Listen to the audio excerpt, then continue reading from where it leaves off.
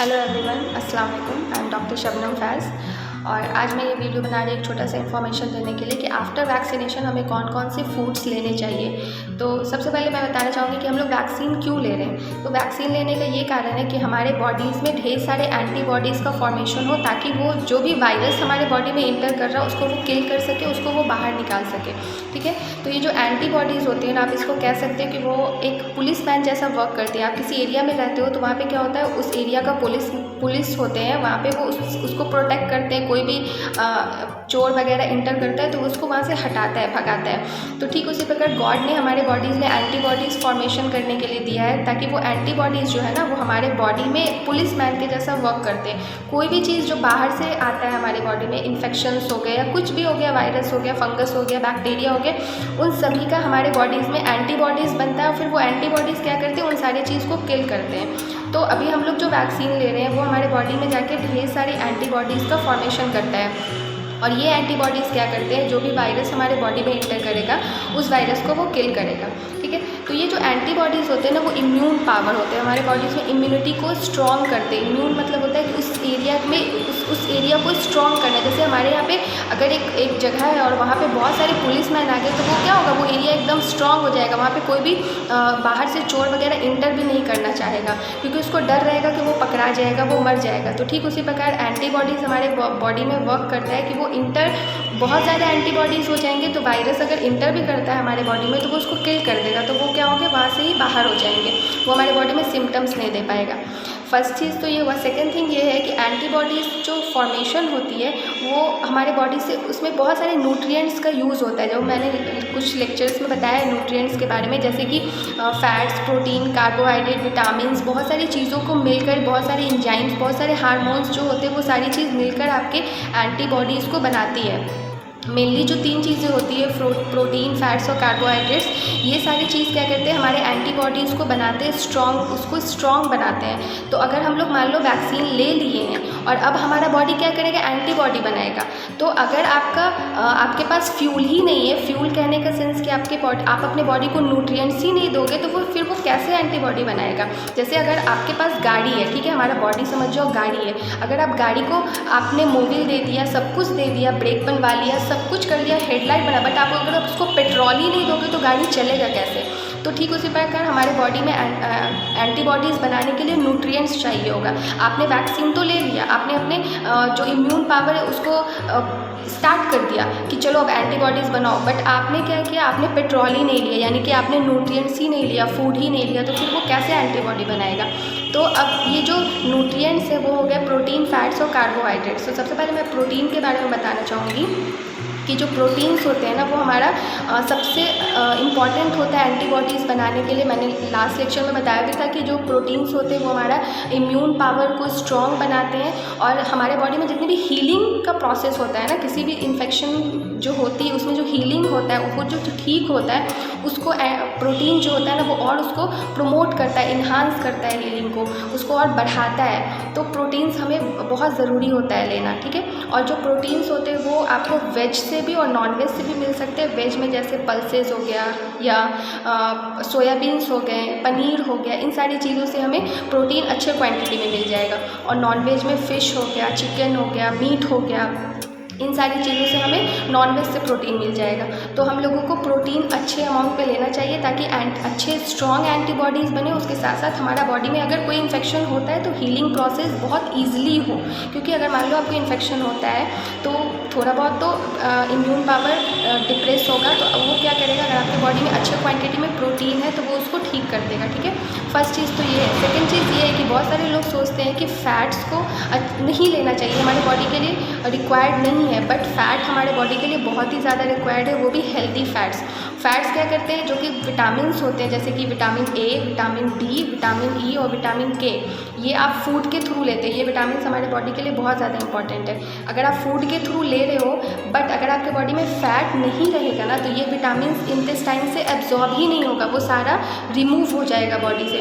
तो इसीलिए आपके बॉडी में फ़ैट की मात्रा होनी चाहिए विटामिन्स को एब्जॉर्ब करने के लिए, और ये विटामिन्स एब्जॉर्ब होने के बाद आपका एंटीबॉडीज़ बनाएगा, स्ट्रॉन्ग एंटीबॉडीज़ बनाएंगे। तो ये विटामिन्स होना बहुत ज़रूरी है। तो इन विटामिन्स के लिए आपको हेल्दी फ़ैट लेना बहुत ज़रूरी है। तो आपको फ़ैट लेना बहुत ज़रूरी है। फिर होता है अनसैचुरेटेड फ़ैट्स। ये फ़ैट का टाइप से अनसैचुरेटेड फ़ैट, मैंने जब फ़ैट का लेक्चर बताया था उसमें अनसैचुरेटेड फ़ैट के बारे में बताया था। ये अनसैचुरेटेड फ़ैट इतना ज़्यादा ज़रूरी होता है हमें लेने के लिए, क्योंकि ये अनसैचुरेटेड फ़ैट क्या करता है, हमारे बॉडी में T सेल को एक्टिवेट करता है, और T सेल क्या करता है, हमारा एंटीबॉडीज़ बनाता है। ठीक है, तो अगर आप अनसैचुरेटेड फ़ैट नहीं लोगे तो T सेल एक्टिवेट नहीं होगा और फिर आप एंटीबॉडीज़ नहीं बना पाएगा बॉडी। ये अनसैचुरेटेड फ़ैट्स कुछ जो फूड्स होते हैं उसमें बहुत ज़्यादा अच्छे मात्रा में पाए जाते हैं, जैसे कि आप जो हम लोग नट्स वगैरह खाते हैं उन सारी चीज़ों में, और एग्स लेते हैं, फ़िश लेते हैं, इन सारी चीज़ों में, ड्राई फ्रूट्स जो हम लोग लेते हैं, तो इन सारी चीज़ों में अनसैचुरेटेड फ़ैट अच्छे अमाउंट में पाए जाते हैं। तो हम लोगों को ये सारे जो फूड्स हैं आफ्टर वैक्सीनेशन एकदम लेना चाहिए, ताकि ये सारे फूड्स हमारे बॉडी में एब्जॉर्ब हो, और ये एब्जॉर्ब होकर विटामिन्स का भी एब्जॉर्प्शन कराएं, उसको अच्छे से डाइजेशन कराएं। उसके साथ साथ क्या करें, ये T सेल को एक्टिवेट करें, उसको मोटिवेट करें, ताकि वो ज़्यादा से ज़्यादा स्ट्रॉन्ग एंटीबॉडीज़ का फॉर्मेशन कर सके। ठीक है, तो ये हम लोगों ने 2 चीज़ डिस्कस किया, प्रोटीन एंड फैट्स। तीसरी चीज़ है कार्बोहाइड्रेट्स, जो कि बहुत ही ज़्यादा बेनिफिशियल होता है एंटीबॉडीज़ बनाने में। और ये जो कार्बोहाइड्रेट्स है हमें बहुत सारी चीज़ों से मिल सकता है, जो हम लोग राइस और चपाती ये सब खाते हैं, इन सारी चीज़ों से मिलता है। बट इससे कहीं ज़्यादा इम्पॉर्टेंट होता है ग्रीन लीफी वेजिटेबल्स जो हम लोग लेते हैं, उससे हमें कार्बोहाइड्रेट्स अच्छे क्वांटिटी में मिलता है। तो हम लोगों को ग्रीन लीफी वेजिटेबल्स और फ्रूट्स को लेना चाहिए। फ्रूट्स का जूसेस नहीं लेना चाहिए, फ्रूट्स को लेना चाहिए, ताकि फ्रूट्स के साथ जो हम लोग च्यू करके फ्रूट्स खाते हैं ना, उसके साथ हमें फ़ाइबर भी मिलता है। तो फ़ाइबर हमारे बॉडी में बहुत ज़्यादा बेनिफिशियल होता है, तो हम लोगों को फ़ाइबर लेना चाहिए, अच्छे क्वांटिटी में लेना चाहिए। तो हम लोगों को जो भी सीजनल फ्रूट्स हैं आप ले सकते हो, आपके एरिया में जो भी सीजनल फ्रूट्स आपको मिल रहे हैं वो फ्रूट्स आप यूज़ करो, लो, उसको खाओ, और ग्रीन लीफी वेजिटेबल खाओ। इससे आपको अच्छे क्वांटिटी में बहुत सारे न्यूट्रिएंट्स मिलेंगे, उसके साथ साथ आपको कार्बोहाइड्रेट्स भी मिलेगा। कुछ चीज़ों पे और ध्यान देना है, जैसे कि आपको रिफाइंड शुगर यूज़ नहीं करना है। रिफाइंड शुगर क्या करता है, आपके बॉडी को थोड़ा सा वीक करता है, तो आपको रिफाइंड शुगर का यूज़ नहीं करना है, आपको अनरिफाइंड शुगर का यूज़ करना है। अगर आपको बहुत ज़्यादा मीठा का क्रेविंग्स होता है तो आप वो डेट्स जो आता है, डेट्स रख लो या गुड़ खा लो। ये सारी चीज़ें अनरिफाइंड शुगर है, तो ये आपके बॉडी को उतना ज़्यादा नुकसान नहीं करेगा। और जो रिफाइंड शुगर है, जो वाइट शुगर हम लोग यूज़ करते हैं अपने घर में, उसको मोस्टली अवॉइड करना चाहिए।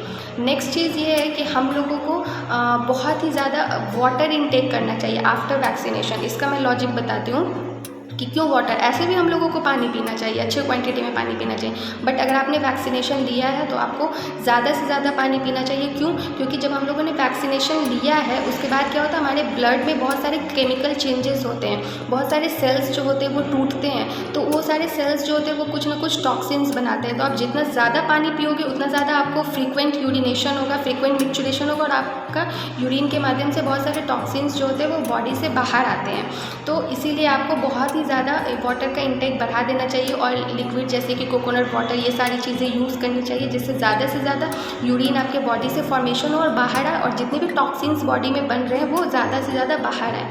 ठीक है, ये तो 2 चीज़ हो गया। एक सबसे इंपॉर्टेंट चीज़ है कि जो लोग अल्कोहल का यूज़ करते हैं वो प्लीज़ आफ्टर वैक्सीनेशन कुछ दिन के लिए अवॉइड कर दीजिए, क्योंकि अल्कोहल जो होता है ना वो हमारे बॉडी को डिहाइड्रेट कर देता है, यानी कि वाटर की कमी ला देता है, जिससे क्या होगा ना कि आपके बॉडी में जो भी चेंजेस हो रहे हैं, जो भी सेल्स का ब्रेकडाउन हो रहा है, जो भी टॉक्सिन्स का फॉर्मेशन हो रहा है, वो सेल्स के ब्रेकडाउन से वो सारे टॉक्सिन्स बॉडी में एक्यूमुलेट होने लगेंगे और डिफरेंट ऑर्गन्स पे असर करने लगेंगे, उसको डैमेज करने लगेंगे। बहुत सारी चीज़ें हो सकती है, इसका बहुत बड़ा पैथोलॉजी है, कभी और डिस्कस करेंगे।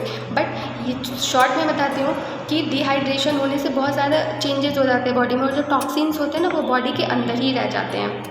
तो इसलिए हमें जो भी लोग अल्कोहल लेते हैं वो आफ्टर वैक्सीनेशन कुछ दिन के लिए अल्कोहल को अवॉइड कर दें, और ज़्यादा से ज़्यादा वाटर का इंटेक करें, हेल्दी रहें, फिट रहें, अच्छी हेल्दी फूड्स खाएं, जंक फूड्स वगैरह को अवॉइड करें और अच्छे से रहें। और मास्क भी पहनना बहुत ज़रूरी है। ऐसा नहीं कि आपने वैक्सीनेशन ले लिया, आपने अपने साथ गार्ड रख लिया तो आप अपना प्रोटेक्ट नहीं करोगे। गार्ड है तो है, ठीक है, आपने गार्ड रखा है, लेकिन आपको खुद से भी अपने सेंसेस को ऑन रखना है। तो हम लोग कैसे सेंसेस को ऑन रख सकते हैं? मास्क को पहनना है, दूरी बनाए रखना है, ये सारी चीज़ें अभी भी करना है। उसके साथ साथ ये हेल्दी फूड्स लेना है ताकि आपके बॉडी में स्ट्रॉन्ग और अच्छे वाले एंटीबॉडीज़ का फॉर्मेशन हो, ना कि जैसे कि आप देखते हो किसी एरिया के पुलिस जो होते हैं एकदम कमज़ोर टाइप होते हैं, मोटे टाइप के होते हैं, किसी एरिया के एकदम हट्टे कट्टे होते हैं। तो जब आपके बॉडी में हट्टे कट्टे एंटीबॉडीज़ रहेंगे तब आप किसी भी चीज़ से बहुत अच्छे से लड़ सकोगे।